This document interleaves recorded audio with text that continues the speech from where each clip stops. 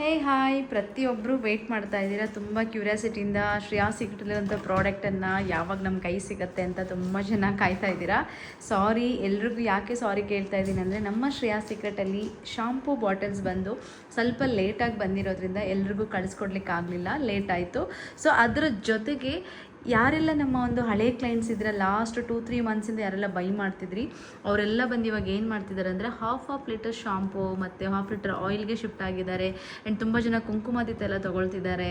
Face packs, hair pack ಪ್ರತಿಯೊಂದನ್ನು ಇಷ್ಟಪಟ್ಟು ಪ್ರತಿಯೊಬ್ಬರು ರಿಪೀಟ್ ಕ್ಲೈಂಟ್ಸ್ ಆಗ್ತಿದ್ದಾರೆ. ಅದು ತುಂಬ ಖುಷಿ ಆಗ್ತಿದೆ ನನಗೆ.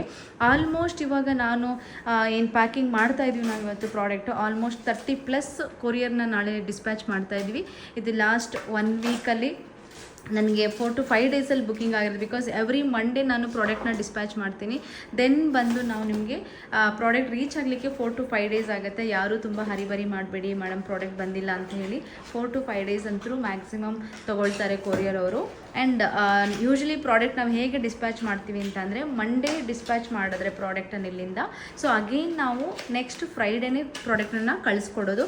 ಬಟ್ ಈ ಸಾರಿ ಏನಾಗೋಯಿತು ಅಂತಂದರೆ ನನಗೆ ಶಾಂಪೂ ಬಾಟಲ್ಸ್ ಬೇಗ ಬಂದಿಲ್ಲ, ಹಾಗಾಗಿ ನಮಗೆ ಲೇಟಾಗಿ ಪ್ರಾಡಕ್ಟ್ನ ಡಿಸ್ಪ್ಯಾಚ್ ಮಾಡ್ತಾ ಇದ್ದೀವಿ. ಥ್ಯಾಂಕ್ ಯು ಎವ್ರಿ ಒನ್, ತುಂಬ ನಮಗೆ ಸಪೋರ್ಟ್ ಮಾಡ್ತಾ ಇದ್ದೀರಾ. ನಮ್ಮ ಪ್ರಾಡಕ್ಟ್ನ ತುಂಬ ಚೆನ್ನಾಗಿದೆ ಅಂತ ಹೇಳ್ತಾ ಇದ್ದೀರಾ. ಯೂಸ್ ಮಾಡಿ ಪ್ರತಿಯೊಬ್ಬರು ಚಿಕ್ಕ ಬಾಟಲಿಂದ ದೊಡ್ಡ ಬಾಟಲ್ ಶಿಫ್ಟ್ ಆಗ್ತಿದ್ದಾರೆ, ಅದು ತುಂಬ ಖುಷಿ ಆಗ್ತಿದೆ.